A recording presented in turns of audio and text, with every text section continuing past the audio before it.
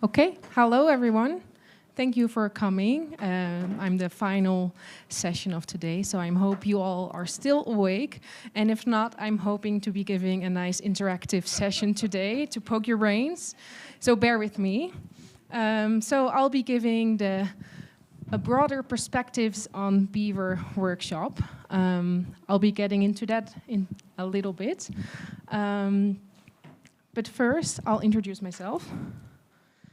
So my name is Britt van Zelst. I am from the Netherlands, and I'm doing a PhD about the social and ecological effects of beavers in anthropogenic landscapes, where beavers live in areas, as you can see in the first picture. But more importantly, I have been a huge fan of beavers my entire life. And the reason for that is this little guy right here. His name is Basje. You can translate that to little boss. And I've had him since I was a baby, as you can see. I've loved him dearly. But he's still alive. He's a little shy, so I'll do the talking. But yeah, he's the reason I'm flying all the way to the States for beavers. So yeah, let's get into the workshop. So first, I'll give you a little instruction, because we're going to do some interactive Mentimeter stuff. Then we'll do a round on values of beavers. The second round is going to be about coexisting with beavers in the future, and then we'll have a closure. So the instruction is, you can take your phone and you can scan the QR code, or you can go to menti.com and enter the code.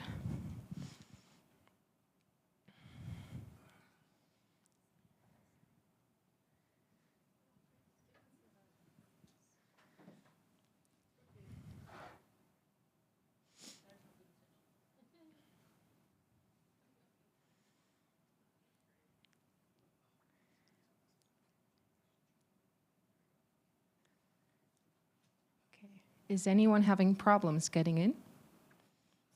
Everyone in? Yeah? Nope, not yet. Well, I'll wait a bit.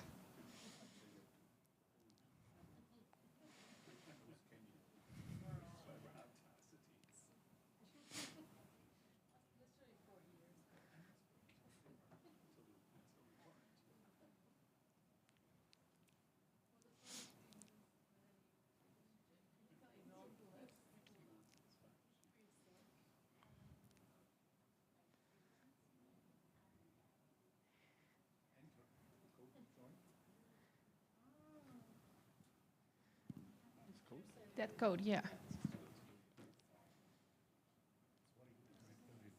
Mm-hmm.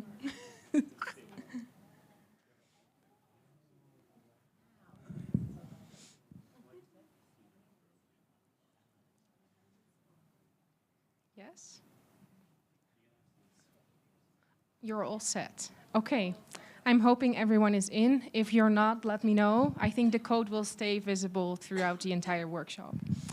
But we're going to be talking about values of beavers, and I would really like to use your answers for my research, but for that I need your consent.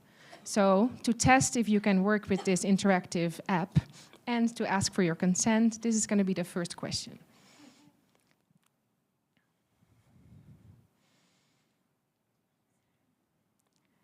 And I just want to emphasize here that your answers will be used anonymously.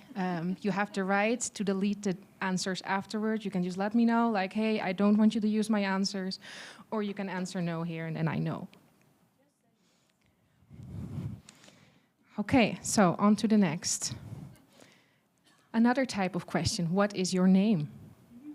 Let's get to know each other, I mean.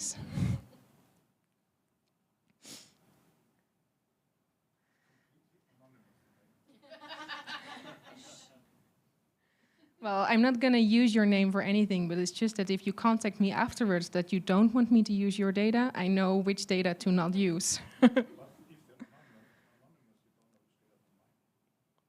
No, but they're linked to this answer, so then I know. But I will handle the data anonymously. But I could be tracked down. Anyway. So my first question going into beavers would be, how do you relate to beavers? I mean, you've all come here at a beaver conference. what is the main relation that you have with beavers?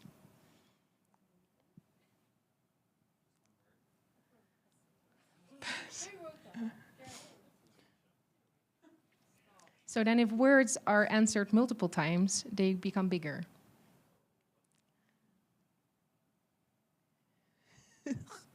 Interesting. Restoration, yeah. Weird rodent.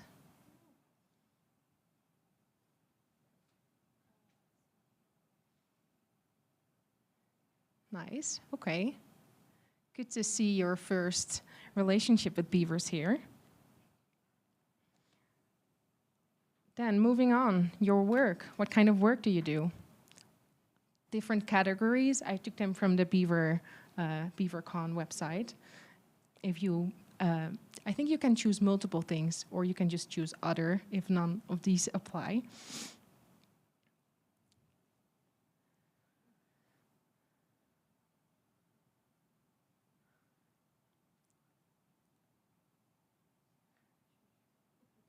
Nice. Who chose other? Can you tell me what is other? Educator. Educator, yeah. Nice. Anyone else? Student. Student, of course.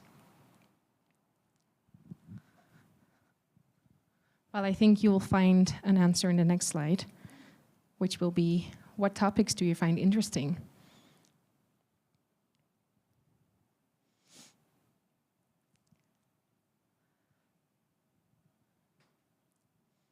Again, I think you can choose multiple things.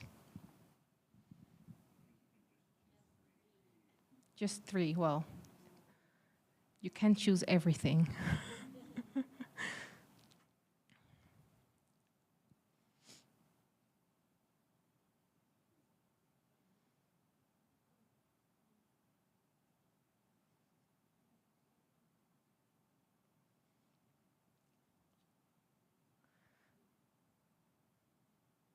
Okay, so we have broad interests.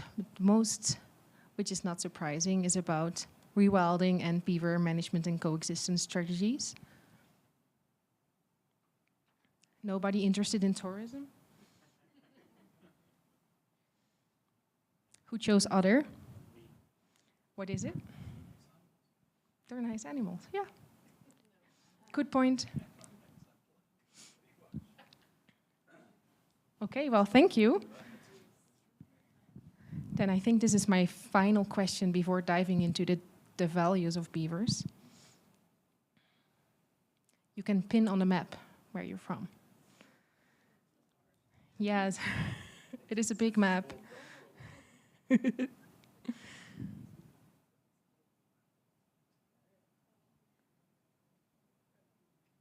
Ooh.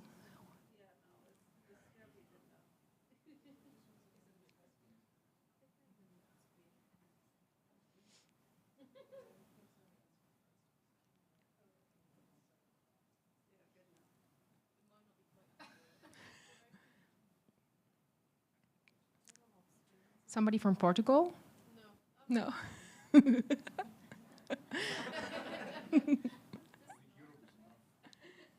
Yeah, Europe is enough.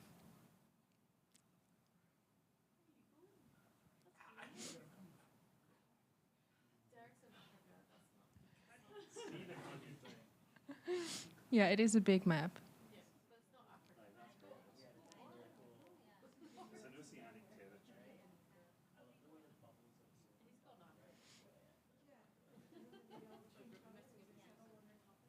Okay, well, thanks. I'll go on.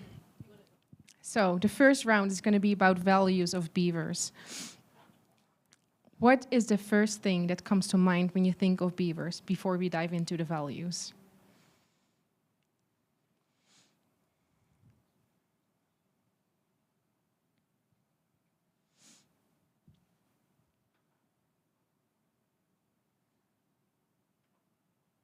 Builder. Water. Biodiversity. Big. Keystone. Engineer. Complex.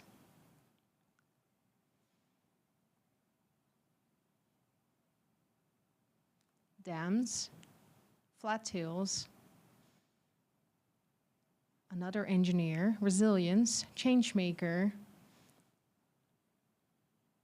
ecosystem, disturbance, fascinating, trees, restorative, diplomat. Okay, cool. Water is getting bigger. Uniting, water steward, capacity. Okay, well, that's a good first start. So we're going to be talking about values. So values are things, opinions, motives that you personally attach to something. They're pretty hard to explain, but I always take the example of a chair. A chair has different kinds of values. A chair is maybe, I don't know, $30. It has instrumental value. You can sit on it. Maybe you are really attached to the chair because it belonged to your grandma. Or maybe you really hate it because it makes your back hurt. Or maybe you just think it's a chair. It just is. So there's different kinds of values. But it's kind of important, also considering the previous question, to think about the different perspectives and how these relate to the values that you have. And for that, I'm going to be using the Nature Futures framework. So this is a framework developed by the Intergovernmental Platform for Biodiversity and Ecosystem Services. And they wanted to create a model that could help thinking about different perspectives that relate to these values. So the Nature Future framework distinguishes between 3 types of perspectives. And I'll start with the first one, which is the nature for nature perspective. And this one represents the intrinsic value of nature. So this is about how nature can just be nature for itself, in itself, without considering the benefits it may have for anything else. The second perspective in the framework is the nature for society perspective, which represents the instrumental value of nature. So this is about ecosystem services, how ecosystems or nature can benefit humans and human well-being. Then the third perspective in the Nature Futures framework is the nature as culture perspective, emphasizing the relational value of nature.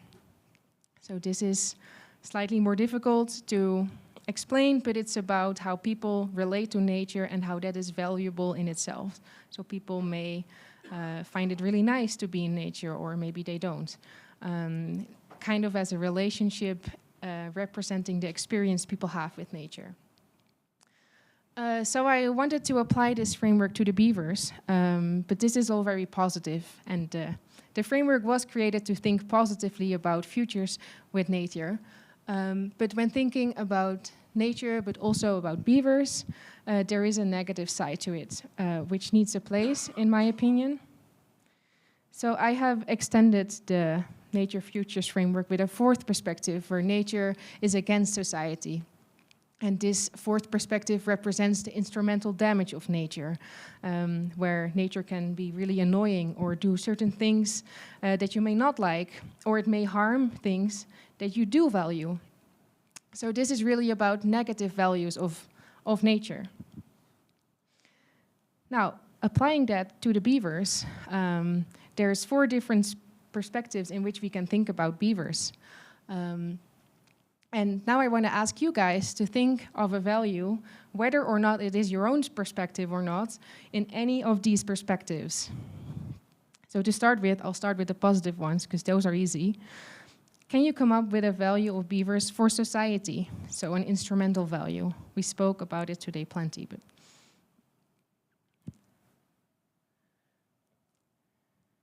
and this picture right here is what they call in the Netherlands a whispering boat. You can go on a boat tour in a nature reserve called the Biesbos, and that's where beavers live, and then you have to whisper on the boat because you may encounter beavers. Some kind of ecotourism. Okay, so I see. Helps maintain water locally, flood mitigation, water storage. Twice. Pelt and yummy beaver meat. Yes, beavers itself can be a product, can be an instrumental value. Ecological services, water quality, replenish our groundwater. I think there's more. Does anyone want to say something about the value they've come up with? Don't have to. I see carbon sequestration. Oh, I see many. Carbon sequestration, habitat connectivity, biodiversity, drought management, flood management. Yeah, difficult to choose one value, right? Okay, well, now that you know the concept, let's go to the more difficult perspectives. Can you come up with a value of beavers for nature? So an intrinsic value of beavers.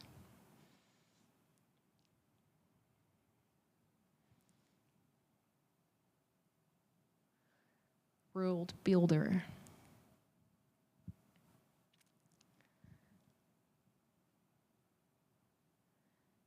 And in the picture I'm showing a tiny little beaver dam in the Netherlands. We don't get the massive ones as you guys do over here.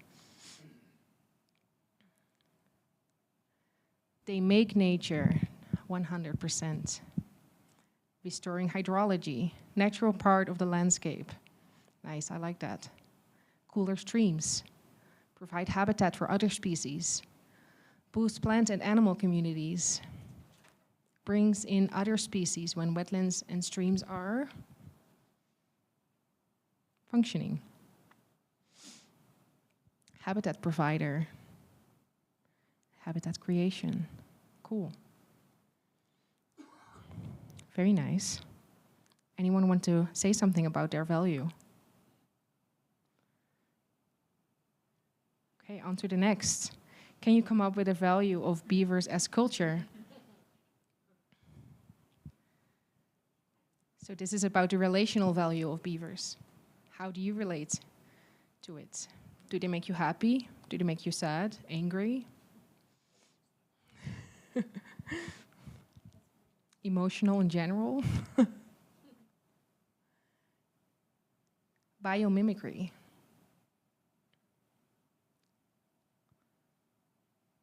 They bring joy because they are so darn cute. Nice. Sacredness. Zombiever. Nice.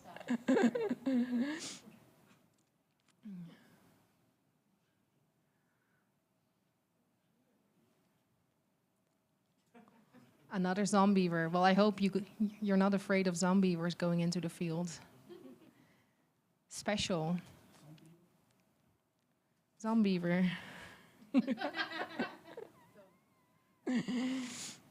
Historical connection through folklore and place names. Yes, exactly. That is a relational value of beavers. They are much more ancient than we in this room, and as such are worthy of great respect. Nice. Also, unlike raccoons, they can't open ring pools on beer, which is good. Traditional values. Okay, I like these answers. Thank you.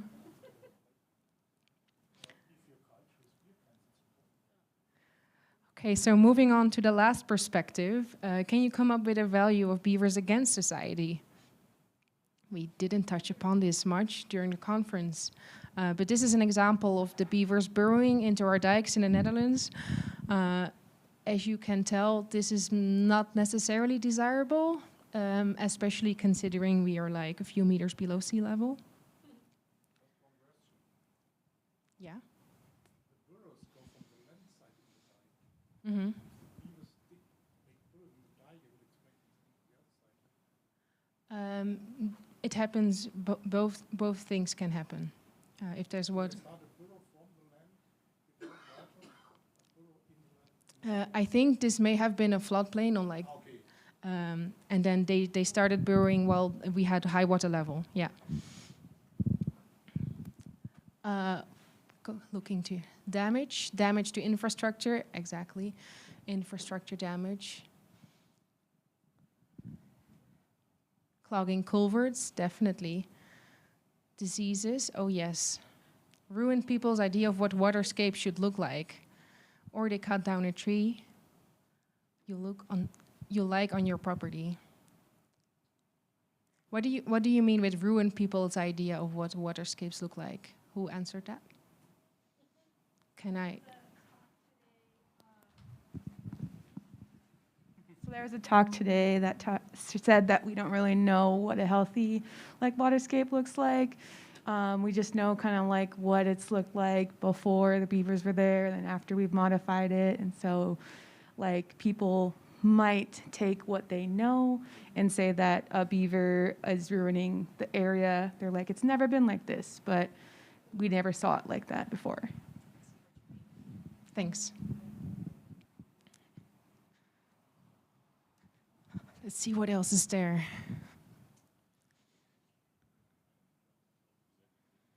Beavers are against short-term, badly planned society, such as roads in a drained floodplain. Good point. Costs.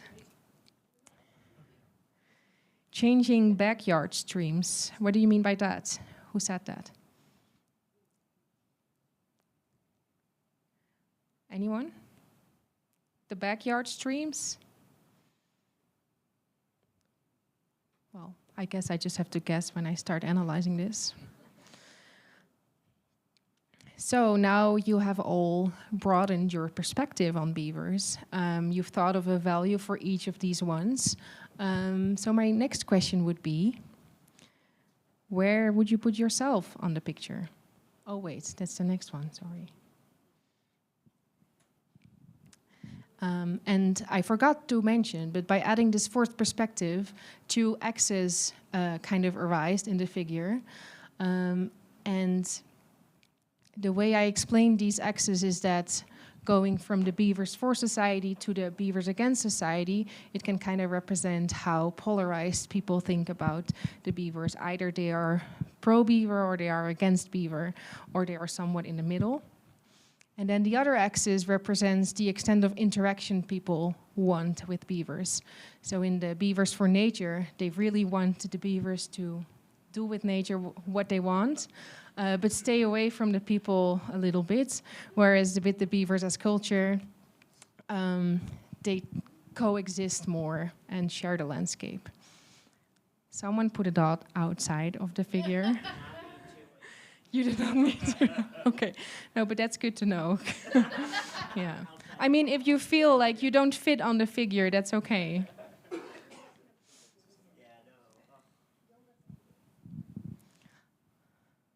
This is really... I gave this exact same workshop in the Netherlands, and people were far more on the negative side. You are all still within the positive triangle.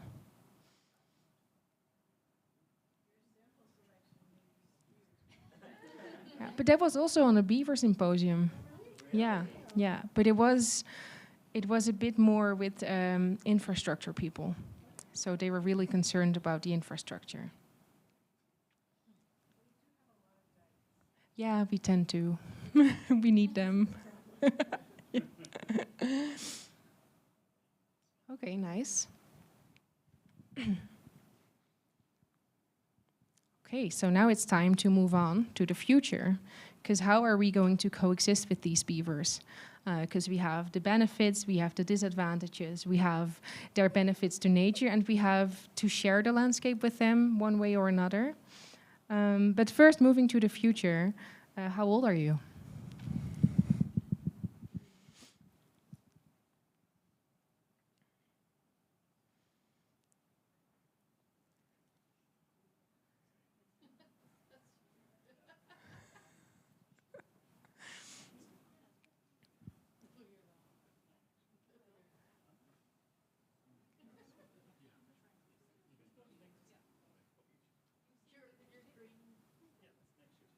Nice. Well, thanks.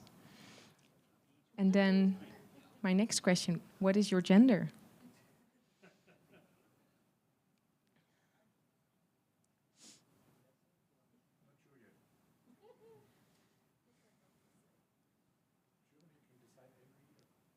Yeah, well, good.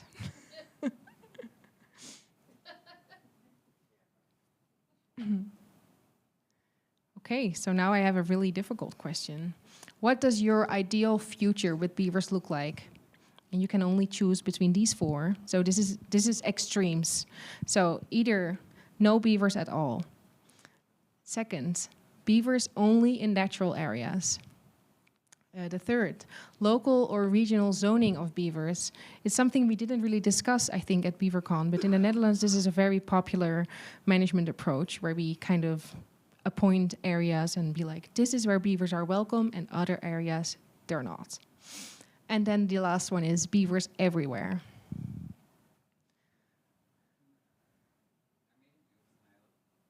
Sorry? I thought it was showing. Yeah, you can see it on the top here.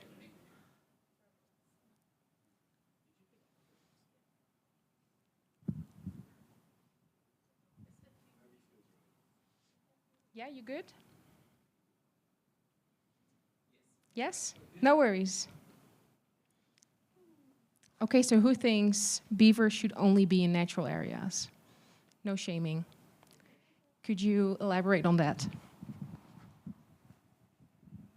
Well, people are always against beavers in certain areas, like farms and towns and highways and railroads. I could go on, but yeah, those are mainly. Yeah, thanks. Anyone want to reply to that?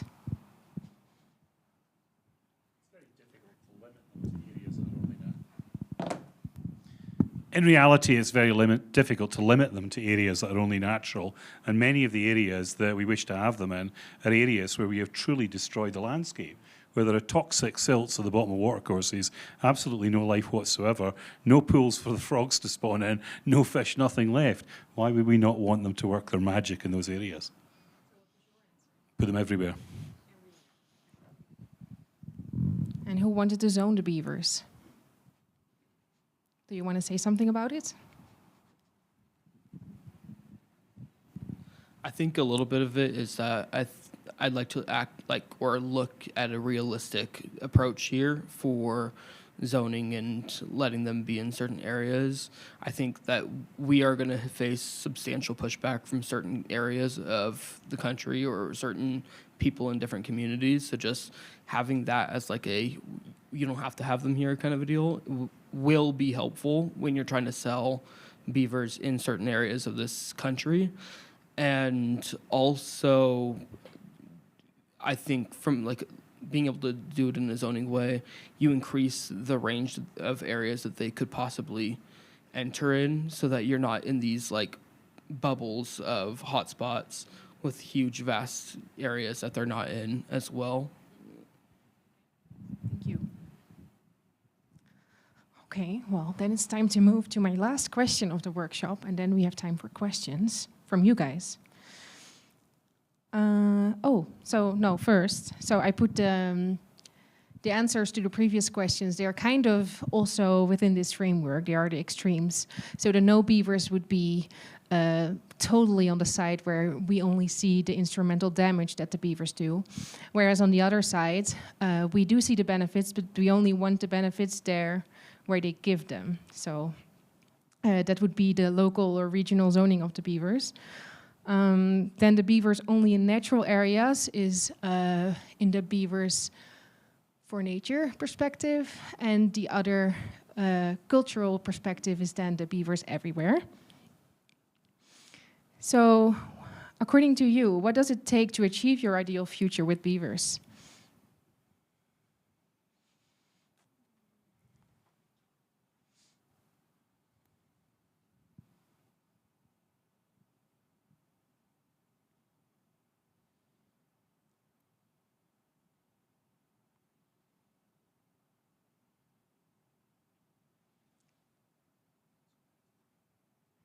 Greater tolerance and ecological understanding. An act of God. More education, inviting all stakeholders to see the benefits of beavers, meeting people where they are at. Grassroots engagement. What is that again, grassroots engagement? Hmm. Money, money, money. Yes, that's what the answers in the Netherlands were like. Total dictatorship of our sad little island.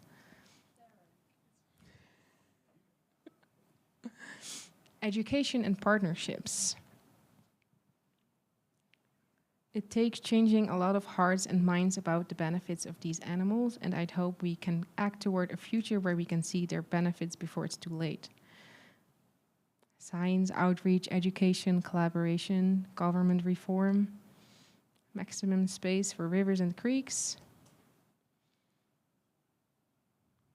Humanity needs to accept its role as one species on this planet, not at the top of a hierarchy. Who answered that? How do you think we can achieve that?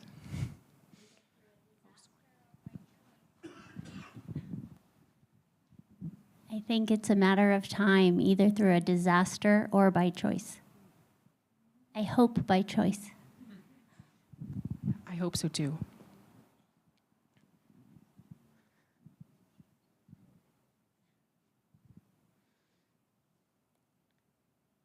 Maximum space for rivers and creeks. Oh, I said that already, I think. I believe community-based groups are most effective at achieving conflict reduction and broader conservation and restoration. Nice. Yeah. Anyone want to say something about their answer?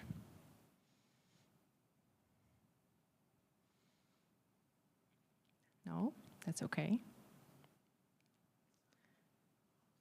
Well, that was kind of the end of my workshop. I'm really interested in seeing the differences that I've got from your answers compared to the ones that I've gotten from my Dutch response. But some of the major differences I've seen, not just in this workshop, but just in general at this conference, is that, I mean, the beavers in the Netherlands can be more lazy in terms of building dams, because we control the water level everywhere. So they don't have to dam, but instead they start burrowing, which is what they do way less over here. So that brings a different kind of problems, but I think the way we should handle them is the same. So yeah, I hope by diving into the different values of beavers and by diving into these perspectives has helped you broadening your perspective on beavers, and then hopefully will contribute to a more sustainable human-beaver coexistence in the future, wherever you guys are working. So thank you for participating today, and if you have any questions, let me know.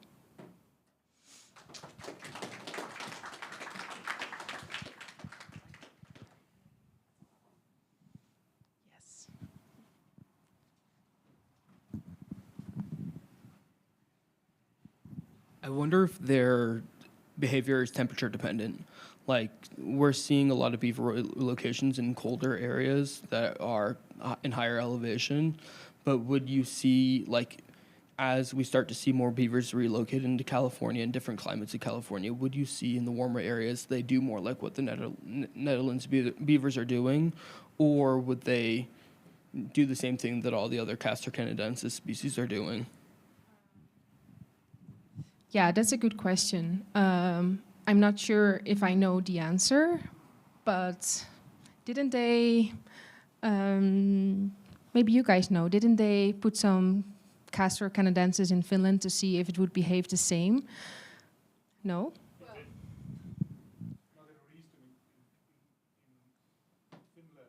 Mm-hmm. Because they have a higher reproductive rate, so they're easier and earlier to harvest. They were in the 30s, nobody thought about the behavior of the animal. But did they look at the behavior? No. Ah, okay. There was also a time when there were beavers, people didn't know the difference between the two species, and the Hudson's Bay Company could supply Canadian beavers no problem. It wasn't thought through beyond that. I don't think that the climate and the place where beaver are too much influential on how they behave. We move beaver around in all of Europe, and the beaver did fine. What they do depends on where they come to. Yeah, depends on the landscape. With Yeah. rivers, they do not build them, there's no need to build a dam. Yeah. If there's